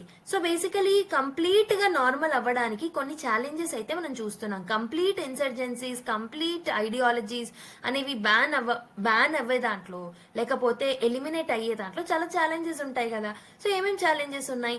So persistent militancy అంటే there is a shift from urban insurgency to the guerrilla forest warfare. అంటే urban areas నుంచి, urban ఏరియాలో insurgencies ఎక్కువగా జరిగాయి, కానీ ఇప్పుడు ఏం చేస్తున్నారు, ఇక్కడ సెక్యూరిటీ పెరిగిపోయింది కాబట్టి గరిల్లా ఫారెస్ట్ ఏరియాస్ లో గరిల్లా ఫోర్స్ ఏదైతే ఉంటుందో ఆ టాక్టిక్స్ అండ్ స్కిల్స్ ని నేర్చుకుంటున్నారు అనమాట.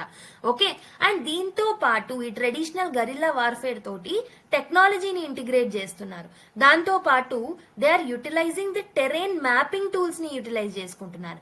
ఇలా టెక్నాలజీతో, ఓల్డెన్ నాలెడ్జ్ తో వీటన్నిటిని ఇంటిగ్రేట్ చేసి they are coming up with new methods అనమాట. ఓకే, సో కాబట్టి మనం టోటల్ గా నార్మల్సీకి తీసుకురాలేకపోతున్నాం. Next heavy military presence.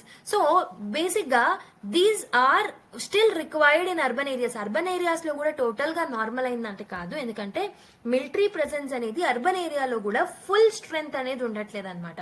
కాబట్టి సెక్యూరిటీ కన్సర్న్స్ అనేవి రైజ్ అవుతున్నాయి. Next is Pakistan factor. While weakened Pakistan still holds interest and influence in Kashmir militancy ecosystem. So Kashmir మిలిటెన్సీకి సపోర్ట్ గా, కాశ్మీర్ మిలిటెన్సీలో టెర్రరిస్ట్ యాక్టివిటీస్, మిలిటెన్సీ యాక్టివిటీస్ కి సపోర్ట్ గా స్టిల్ పాకిస్తాన్ హెల్ప్ చేస్తూ ఉంటుంది అనమాట ఇండైరెక్ట్ గా. So it is playing a role as a non state player from outside. Okay, next socio-political skepticism. It remains unclear if the public and political class in Kashmir fully embrace post-2019 realities. So basically, public ki and political class ke ఎవరైతే ఉన్నారో కాశ్మీర్ లో they not totally accepting post 2019 అనమాట. Realities లోకి ఇంకా రావట్లేదు full fledged గా. Okay, so మరి వీటన్నిటిని సాల్వ్ చేయడానికి what should be the way forward? People centric peace అనేది వే ఫార్వర్డ్ అనమాట. అంటే ఏం చేయాలి? పీపుల్ సెంట్రిక్ పీస్ ని మనము అచీవ్ చేయాలంటే what are the steps that government and different stakeholders need to take? ఒకటి వచ్చేసి ఇంక్లూజివ్ గవర్నమెంట్స్ మీద దృష్టి పెట్టారనమాట. ఓకే, సో స్టెబిలిటీ అనేది మిలిటెంట్ ఫోర్స్ ని యూజ్ చేస్తే రాదు. ఓకే, ఓన్లీ మిలిటెంట్ ఫోర్స్ ని యూజ్ చేస్తే అచీవ్ చేయలేము. So stability cannot be achieved through force alone. So దానికోసం పీపుల్ యొక్క పార్టిసిపేషన్ అవసరం, పీపుల్ యొక్క ట్రస్ట్ అవసరం, పీపుల్ ని డెమోక్రటిక్ గా ఇంక్లూడ్ చేయాలి డెసిజన్ మేకింగ్ లో, గవర్నెన్స్ ప్రాసెస్ లో. ఓకే, అప్పుడు ఏమవుతుంది? They will have that trust in the government.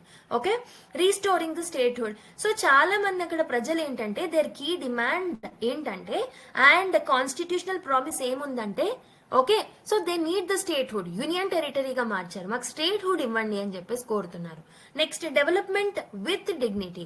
అంటే అక్కడ మనం ఏంటంటే డెవలప్మెంట్ మీద ఫోకస్ చేయాలి. అక్కడ జాబ్స్ మీద, అక్కడి యొక్క ఎడ్యుకేషన్ మీద, అక్కడ యూత్ ఎంగేజ్మెంట్ మీద, ఎంప్లాయ్మెంట్ ఆపర్చునిటీస్ మీద గవర్నమెంట్ ఇన్వెస్ట్ చేయాల్సిన అవసరం అయితే ఉందన్నమాట. కాన్ఫిడెన్స్ బిల్డింగ్ మెజర్స్ ని తీసుకురావాలి. సో కాన్ఫిడెన్స్ బిల్డింగ్ మెజర్స్ ని తీసుకురావడానికి ఎవరి యొక్క సహాయం అవసరం? డిఫరెంట్ స్టేక్ హోల్డర్స్ యొక్క సహాయం అవసరం. సివిల్ సొసైటీ ఆర్గనైజేషన్స్ యొక్క సహాయం తీసుకోవాలి. అలానే కాకుండా పంచాయతీ రాజ్, పంచాయత్ సిస్టమ్స్, మున్సిపాలిటీస్ యొక్క సహాయం తీసుకోవాలి. అండ్ ఆల్సో అక్కడ ఉన్న రీజనల్ లీడర్షిప్ యొక్క సహాయం కూడా మనకు తీసుకురావాలి. అప్పుడే that will help in the nation building of this particular state. Okay, so I hope you have understood this article in detail. ఇందులో ఏం లేదు, మెయిన్లీ మనకి ఈ మిలిటెంట్ యాక్టివిజం అనేది ఏదైతే ఉంటుందో అది టోటల్ గా పోస్ట్ 2014 సెక్యూరిటీ ఎన్హాన్స్ చేస్తున్నప్పటికీ, కర్బ్ చేస్తున్నప్పటికీ స్టిల్ అది ఇంకా ఎగ్జిస్టెన్స్ లో ఉంది with traditional guerrilla warfare and also rural areas ని టార్గెట్ చేస్తూ ఫారెస్ట్ ఏరియాస్ ని ఏమంటారు, they are taking the support and shelter from the forest areas and they are learning the tactics of guerrilla warfare by using the technology to still hold their place in the Jammu and Kashmir region. So వాటిని solve చేయడానికి ఏం చేస్తే బాగుంటుందనేది చూసాం. Okay, next ఆర్టికల్కి వెళ్ళిపోదాం. Bangladesh welcomes China to participate in the Teesta project. So Teesta project లో participate చేయమని సో బంగ్లాదేశ్ చైనాని వెల్కమ్ చేసింది అనమాట. Okay, so that is why it was in the news. So context of the article మీరు చూసుకుంటే, Bangladesh has invited China to participate in the Teesta River Comprehensive Management and Restoration Project. So, ee project lo participate cheyamani China ni invite cheyadam jarigindi annamata. Okay, so this signals what this shows. Aim symbolize chestundi ee move. So, ee move aim symbolize chestundante there is a deepening ties between Bangladesh and China annamata. This shows the relation, the increase in relationship between both these countries. Ee development anedi it has raised some strategic and geopolitical concerns for India. Okay, so long standing గా అంటే చాలా రోజుల నుంచి బంగ్లాదేశ్ తో మనకి మంచి relation అనేది ఉంది. So we had a long standing involvement with Bangladesh and తీస్తా వాటర్ షేరింగ్ అగ్రిమెంట్ లో కూడా లార్జ్ ఇంట్రెస్ట్ ఇండియా చూపెట్టడం జరిగింది పాస్ట్ నుంచి. బట్ రీసెంట్ గా మనకు తెలుసు అక్కడ పొలిటికల్ షిఫ్ట్ అనేది జరిగింది. Okay, so Sheikh Hasina government అనేది పడిపోయి ఓకే టెంపరరీ అన్డెమోక్రటిక్ ఏదైతే ఉంటుందో ఆ రూల్ మనం చూస్తున్నాం అక్కడ. సో రిలీజియస్ మైనారిటీస్ ఎవరైతే ఉంటారో వాళ్ళని టార్గెట్ చేస్తూ యాక్టివిటీస్ చూస్తున్నాం. సో అందుకు ఇండియా సపోర్ట్ చేయకపోవడం వల్ల so the relationship between both the countries is getting deteriorated. ఈ గ్యాప్ ఏదైతే ఉంటుందో దాన్ని చైనా ఫుల్ఫిల్ చేయడానికి ట్రై చేస్తుంది అనమాట. అయితే what are the positive implications? So ఇక్కడ ఈ పర్టికులర్ టాపిక్ ని ఎక్కడ లింక్ చేసుకుంటారు? GS2 లో ఇంటర్నేషనల్ రిలేషన్స్ అనే టాపిక్ లో so there is a particular line called as the policies that are taken up by the developed or developing nations and how it will impact the India's interest. So ఆ particular topic కి మీరు link చేసుకోవచ్చు. Positive implications ఏముంటాయి? So it will boost China and Bangladesh economic ties under BRI. So ఇది positive implication for Bangladesh. Basically Bangladesh కి చైనాకి ఎలా positivity ఉంటుంది దీని వల్ల అంటే ఎకనామిక్ టైజ్ అనేవి ఆ టూ కంట్రీస్ కి సంబంధించి స్ట్రెంథన్ అవుతాయి అనమాట. ఓకే, డేటా షేరింగ్ అనేది ఎన్హాన్స్ అవుతుంది మెయిన్లీ బ్రహ్మపుత్ర రివర్ మీద. ఓకే, చైనా యొక్క ఇండస్ట్రియల్ జోన్స్ అనేవి చిత్తగాంగ్ లో పెరిగే ఛాన్సెస్ ఉన్నాయి, ఎక్స్పాండ్ అయ్యే ఛాన్సెస్ ఉన్నాయి. Okay, and free trade agreement కి స్కోప్ అనేది ఉంది బోత్ ద నేషన్స్ మధ్యలో. ఇన్వెస్ట్మెంట్స్ పెరుగుతాయి రెండు కంట్రీస్ మధ్యలో అండ్ డిప్లొమాటిక్ టైజ్ అనేవి పెరుగుతాయి. So they are celebrating diplomatic ties of 50th anniversary celebrate చేసుకుంటున్నారు. ఓకే, సో ఇవన్నీ బంగ్లాదేశ్ కి చైనాకి ఎకనామిక్ పరంగా మిగతా పరంగా బెటర్, కానీ this is not good for India. Okay, negative implications ఉంటాయి ఇండియాకి. So mainly Teesta water sharing గురించి ప్రీవియస్ గా కూడా మనం చాలా ఏళ్ల నుంచి we're playing proactive role with Bangladesh. So ఆ ప్లేస్ ని ఇప్పుడు చైనాకి ఇచ్చేస్తున్నారు, that is problem. Okay, India role అనేది అండర్మైన్ అవుతుంది. అండ్ చైనా యొక్క స్ట్రాటజిక్ ప్రెసెన్స్ అనేది ఇండియా యొక్క నేబర్హుడ్ లో పెరగడం అనేది it's dangerous thing to India. Okay, so next ఏంటంటే సెక్యూరిటీ కన్సర్న్స్ అనేవి ఉంటాయి. So cross border river infrastructure మీద చైనీస్ యొక్క ప్రెసెన్స్ పెరిగితే that will impact India's interest. Okay, challenges India's influence in South Asia. So basically south ఏషియాలో India యొక్క influence పెంచుకోవాలని అనుకుంటున్నప్పుడు చైనా ఇన్వాల్వ్మెంట్ మీద మన యొక్క ఇన్వాల్వ్మెంట్ కి ఓకే అడ్డుగోడ అనేది వచ్చేస్తుంది అనమాట. And also deepens BRI foot print, అంటే ఈ బెల్ట్ అండ్ రోడ్ ఇనిషియేటివ్ యొక్క ఎక్స్పాన్షన్ ఏదైతే చైనా గవర్నమెంట్ అంబిషన్ గా పెట్టుకుందో అది ఫుల్ఫిల్ అయ్యే ఛాన్సెస్ ఉంటాయి. దానివల్ల మన ఇండియా లెడ్ రీజనల్ ఇనిషియేటివ్స్ ఏవైతే ఉంటాయో వాటిని కౌంటర్ చేస్తుంది అనమాట చైనా. ఇలా ఇండియా మీద చైనా యొక్క యాక్టివ్ ఇన్వాల్వ్మెంట్ ఇన్ బంగ్లాదేశ్ అనేది ఇండియా మీద నెగటివ్ ఇంప్లికేషన్స్ కి దారవుతుంది అనమాట. Okay, so based on the discussion that we have made, try to solve this UPSC prelims practice question with reference to the Teesta River and the recent developments around it. Consider the following statements. Okay, the Teesta River originates in India and flows through Bangladesh before joining the Brahmaputra River. Okay, so second statement, India and Bangladesh have signed an operational water sharing treaty on the Teesta River. The Teesta River is a tributary of the Ganga River. ఒకసారి try చేయండి, which of these following statements are incorrect. 1 and 2 ఇక్కడ correct options అడగట్లేదు, incorrect గురించి అడుగుతున్నాం. 1 and 2 only, 2 and 3 only, 1 and 3 only, 1, 2 and 3 try చేయండి. So I hope you people have tried it. So the right answer is option B, that is 2 and 3 are the wrong statements అనమాట. ఎందుకు wrong అనేది మీరు comment box లో comment చేయాల్సి ఉంటుంది. Okay, I hope you have understood. Now let's go to another article.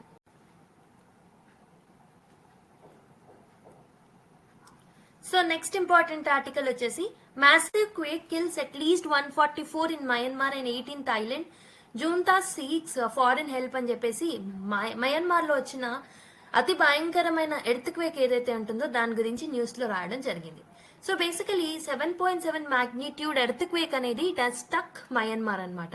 And also certain ports of Thailand వరకు కూడా ఈ ఎర్త్ క్వేక్ సిగ్నల్స్ ఈ particular primary waves, secondary waves ఇవేవైతే ఉన్నాయో అన్ని they have reach to the Thailand area also.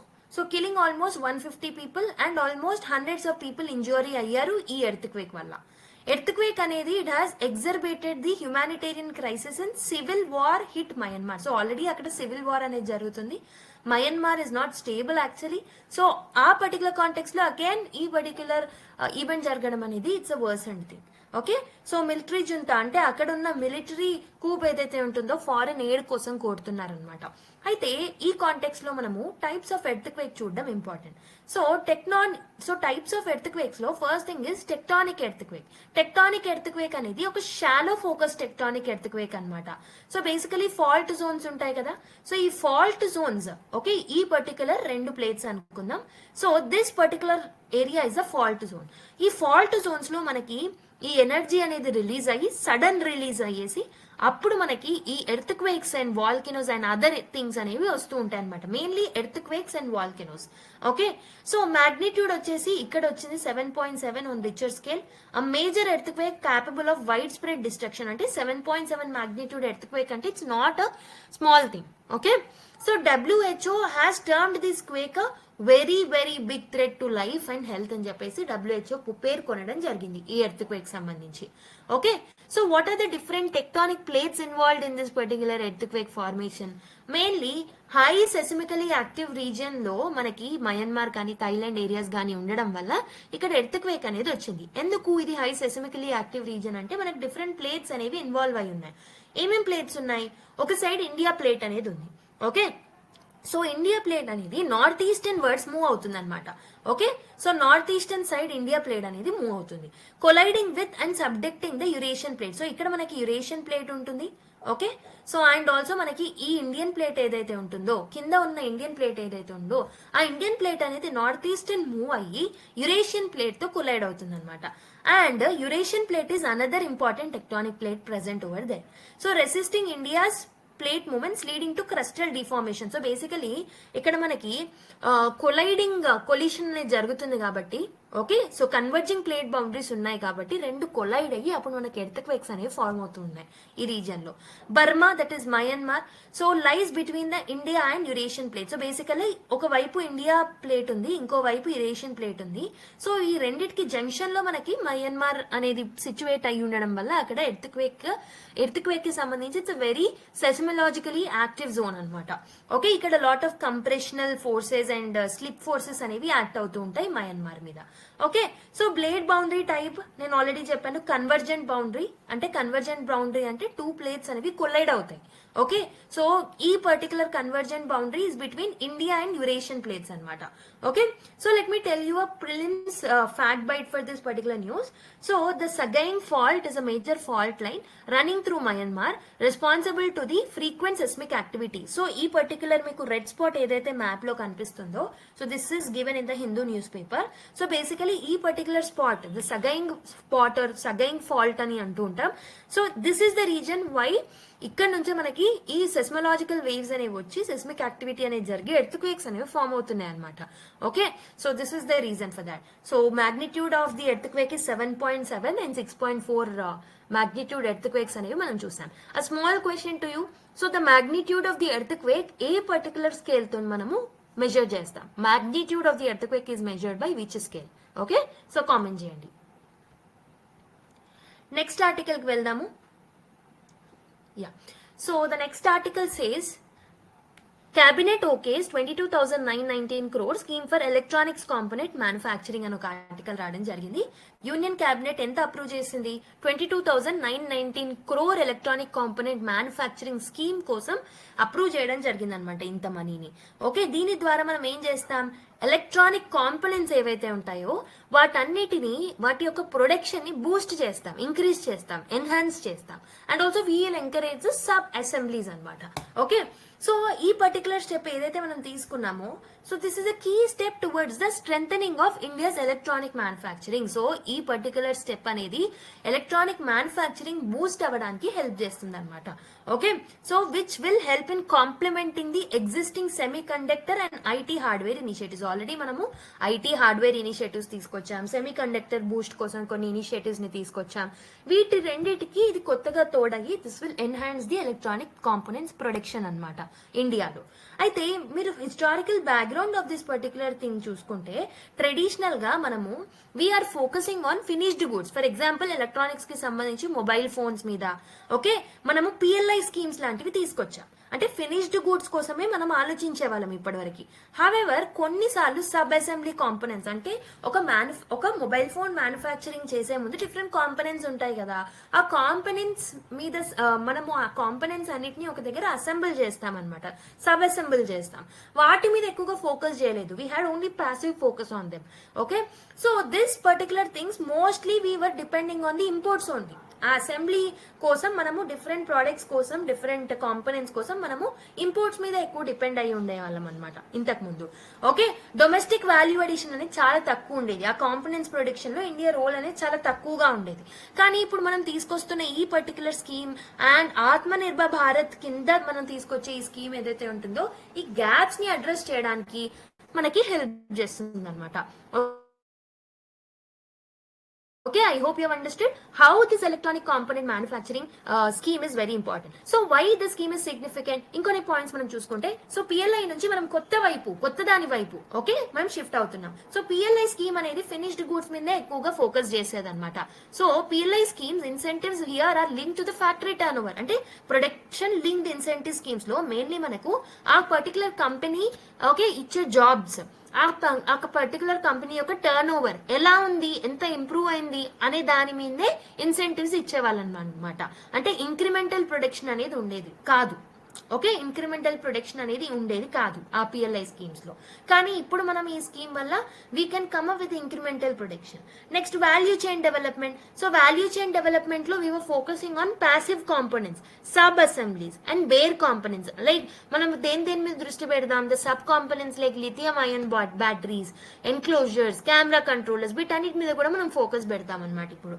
Okay, so ఎంత invest చేస్తున్నారు, 59,350 crores is the targeted investment. Production value ఎంత అవుతుందంటే 4,56,500 కోట్లు అవుతుంది అనమాట.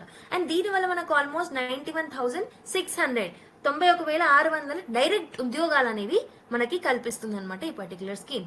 అండ్ దీంతో పాటు సెమీకండక్టర్ ఈకో సిస్టమ్ అనేది కూడా బూస్ట్ అవుతుంది. ఓకే, సో సెమీకండక్టర్ ఫ్యాబ్స్ ని, ఐటీ హార్డ్వేర్ ప్రొడక్షన్ ని మనము బూస్ట్ చేసుకోవచ్చు ఈ పర్టికులర్ స్కీమ్ మీద. I hope you understand this particular scheme. Now let's go to another article.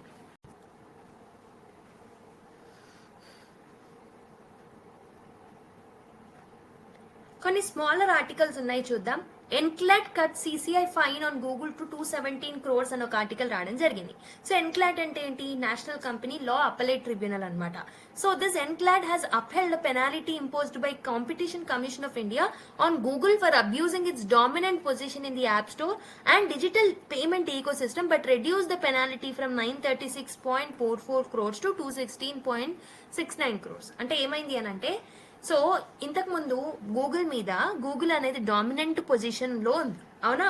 So search engine లో కానీ మిగతా వాటిలలో కానీ Google is playing in dominant position.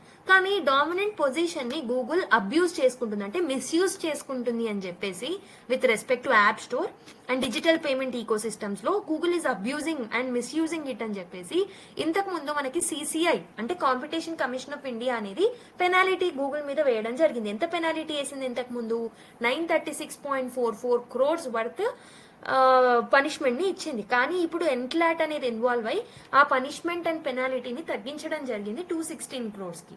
Okay, so that is why it was in the news. So let's see the further details of this particular article. Okay, so the Google CCI case brief background మనం చూసుకుంటే, what is the background of this particular issue అని చూసుకుంటే, complaint ఎవరు file చేశారు అంటే digital India foundation and match group ఏవైతే ఉన్నాయో అవి కంప్లైంట్ ఫైల్ చేయడం జరిగింది అగేన్స్ట్ ద గూగుల్. సో ఏమైనా అలిగేషన్ పెట్టారు అంటే గూగుల్ అనేది తన యొక్క డామినెంట్ పొజిషన్ ని అబ్యూజ్ చేసుకుంది యాప్ మార్కెట్ లో. So for example Google Play billing systems ద్వారా వీటన్నిటితో it has misused or it has abuse the dominant position అని అలిగేషన్స్ వేయడం జరిగింది అనమాట, కంప్లైంట్ ఫైల్ చేయడం జరిగింది. So developers were forced to use Google's billing system for in app purchases. So basically in app purchases అంటే app purchase మనం ఏదైనా చేసినప్పుడు ఖచ్చితంగా గూగుల్ బిల్లింగ్ సిస్టమ్ నే ఫాలో అయ్యేలాగా డెవలపర్స్ ఎవరైతే ఉంటారో వాళ్ళని ఫోర్స్ చేస్తున్నారు గూగుల్ వాళ్ళు అని చెప్పేసి ఆ పర్టికులర్ అలిగేషన్ వేయడం జరిగింది అనమాట. So Google charged 15 to 30% commission higher than that of the Indian payment gateways. So basically మిగతా పేమెంట్ గేట్వేస్ ఏవైతే ఉన్నాయో సో ఎంత చార్జ్ చేస్తాయి, ఫర్ ఎగ్జాంపుల్ ఇవి ప్రతి దానికి ఒక 5 rupees ఛార్జ్ చేశాయి అనుకోండి, 5 rupees కాకుండా ఈ 15 to 30% అడిషనల్ కమిషన్ అంటే సో మిగతా పేమెంట్ గేట్వేస్ 5 rupees ఛార్జ్ చేస్తే అదే ప్లేస్ లో గూగుల్ 15 rupees లేదా 30 rupees కమిషన్ అనేది ఛార్జ్ చేస్తుంది. This is an example. 30 rupees charge చేస్తుంది అంటే కాదు, this is an example to you. CCI 2022 found it's anti competitive and find Google అంటే 2022లో ఈ గూగుల్ అనేది తన యొక్క పొజిషన్ ని డామినెంట్ పొజిషన్ ని అబ్యూజ్ చేసుకుంటుంది అని ఫైన్ చేసిన CCI అనేది 936.44 crores వర్త్ మనీని ఫైన్ వేయడం జరిగింది అనమాట. కానీ ఎన్క్లాట్ అనేది it has upheld the CCI ruling, అంటే సపోర్ట్ చేసినప్పటికీ ఫైన్ ని అంటే పెనాల్టీని రెడ్యూస్ చేయడం జరిగింది అనమాట 216 crores కి. Okay, so basically alternative payment systems ఇవ్వాలి అని చెప్పేసి గూగుల్ కి వార్నింగ్ అనేది ఇచ్చారు. డిస్క్రిమినేటరీ ప్రాక్టీసెస్ కి పాల్పడొద్దు అని చెప్పేసి కూడా సో ఒక అడ్వైజర్ ఇవ్వడం జరిగింది అనమాట. ఓకే, సో ఈ కాంటెక్స్ లో కాంపిటీషన్ కమిషన్ ఆఫ్ ఇండియా అంటే ఏంటో తెలియాలి. సో ఇది ఒక స్టాట్యూటరీ బాడీ దీన్ని మనము కాంపిటీషన్ యాక్ట్ 2002 కింద మనం దీన్ని ఎస్టాబ్లిష్ చేసుకోవడం జరిగింది. ఇది మనము ఈ పర్టికులర్ కమిషన్ ని మినిస్ట్రీ ఆఫ్ కార్పొరేట్ అఫైర్స్ కింద ఎస్టాబ్లిష్ చేసుకున్నాం అనమాట. 2009 లో it came in to effect. దీని ద్వారా యాంటీ కాంపిటేటివ్ అగ్రిమెంట్స్ ని మనం ప్రివెంట్ చేస్తాము. డామినెంట్ పొజిషన్ ఏదైతే ఉంటుందో the abuse of dominant position ని మనం ప్రొహిబిట్ చేస్తాము. And also will regulate some combinations like mergers ని, అక్విజిషన్స్ ని మనం రెగ్యులేట్ చేస్తూ ఉంటాం అనమాట. Okay, so and competition commission of India అనేది కాంపిటీషన్ ని పెంచుతుంది. సో అండ్ కన్స్యూమర్ యొక్క వెల్ఫేర్ ని దృష్టిలో పెట్టుకుంటుంది. దీంట్లో ఎవరెవరు ఉంటారు? చైర్పర్సన్ ఉంటారు అండ్ అప్ టు 6 మెంబర్స్ ఉంటారు. వీళ్ళందరినీ సెంట్రల్ గవర్నమెంటే అపాయింట్ చేస్తుంది. సో ఈ పర్టికులర్ కాంపిటీషన్ కమిషన్ ఆఫ్ ఇండియాకి ఎలాంటి పవర్ ఉంటుందంటే ఇది పీనలైజ్ చేస్తుంది, ఎంక్వైరీస్ చేస్తుంది, it will issue some orders also. And digital market practices ఏవైతే ఉంటాయో వాటిలో ఇన్వెస్టిగేషన్స్ చేస్తుంది, లైక్ గూగుల్, అమెజాన్, ఫేస్బుక్ కి సంబంధించి. And it will also play a key role on fair market conditions in India. ఇలా different conditions and different areas లో competition commission of India అనేది work చేస్తుంది. It will have mandate in these kind of areas. మరి NCLAT కూడా news లో ఉంది కాబట్టి దీని గురించి కూడా మనం తెలుసుకోవడం ఇంపార్టెంట్. ఎన్క్లాట్ అనేది it's a quasi judicial tribunal అనమాట. ఓకే, ఎన్క్లాట్ అనేది it's a tribunal.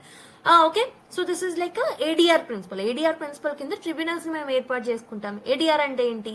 Alternative dispute redressal mechanism. So దాంట్లో భాగంగానే ఎన్క్లాట్ కూడా ఉందన్నమాట.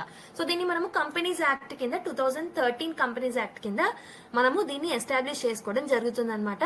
సో ఇది ఏ మినిస్ట్రీ కింద పనిచేస్తుంది అని అంటే కార్పొరేట్ అఫైర్స్ మినిస్ట్రీస్ ఏదైతే ఉంటుందో దాని కింద ఎన్క్లాట్ అనేది పనిచేస్తూ ఉంటుంది. ఓకే, అయితే ఇది ఏ ఆర్డర్స్ ని, ఏ అపీల్స్ ని దేనికి అగేన్స్ట్ గా వింటుంది అంటే, so hears appeals against orders which are passed by national company law tribunal and competition commission of India, insolvency and bankruptcy code of India, board of India, SEBI. So సెబీకి సంబంధించి కొన్ని cases లోనే, మిగతా మూడింటికి సంబంధించినవి అయితే టోటల్ గా వింటుంది అనమాట. ఓకే, సో వీళ్ళు పంపించిన అపీల్స్ ని వింటుంది. దీన్ని హెడ్ చేసేది ఒక chairperson, judicial and technical members ఉంటారు. And natural justice, so principle of national justice ని ఫాలో అవుతుంది మనకి ఎన్క్లాట్ అనేది. అండ్ దీనికి సివిల్ కోర్ట్ యొక్క పవర్స్ అనేవి ఉంటాయి. సివిల్ కోర్ట్ కి ఎలా అయితే పవర్స్ ఉంటాయో ఎన్క్లాట్ కి కూడా సేమ్ పవర్స్ అనేవి ఉంటాయి. ఓకే, సో ఇది కొన్ని రెగ్యులేటరీ యాక్షన్స్ కూడా తీసుకుంటుంది అనమాట to ensure legal proportionality. So this is about NCLAT. NCLAT లో మనకి దేనికి అగేన్స్ట్ అపీల్స్ వింటుంది అనేది మనం తెలుసుకోవడం ఇంపార్టెంట్ కాబట్టి గుర్తుపెట్టుకోండి. NCLT, CCI, IBBI and SEBI. Okay, now let's go to the final news articles.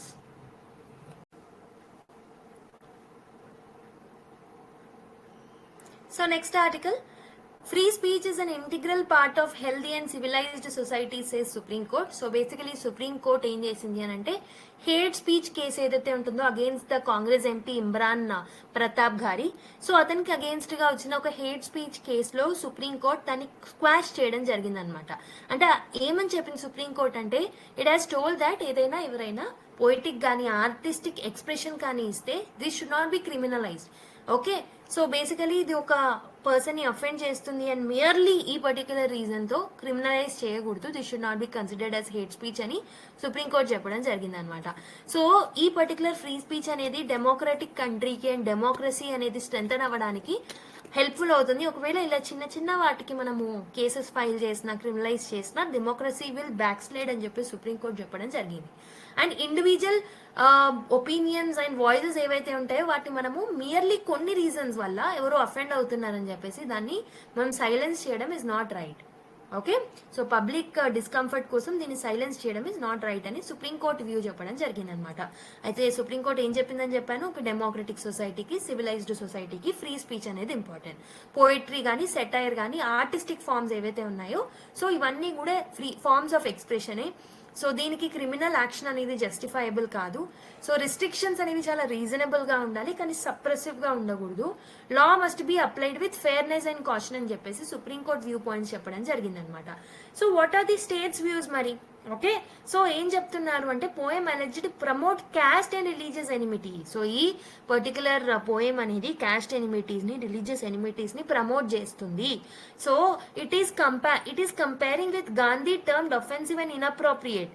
So basically గాంధీని ఒఫెన్సివ్ అండ్ ఇన్అప్రోప్రియేట్ గా కంపేర్ చేస్తూ చెప్పడం జరిగింది ఇండైరెక్ట్ గా. Authorities feared public disorder. దీని వల్ల పబ్లిక్ డిసార్డర్స్ వస్తాయేమో అని అథారిటీస్ భయపడి దీనికి సంబంధించి హేట్ స్పీచ్ వేయాలి అనుకున్నారని చెప్పేసి ఇక్కడ చెప్పడం జరిగిందనమాట. అయితే మనకి ఇదంతా కాదు, what is important to us అంటే what are the different articles to be noted. So మనకి freedom of speech and expression అనగానే మనకు గుర్తు రావాల్సిన ఆర్టికల్ 19 clause 1 clause A.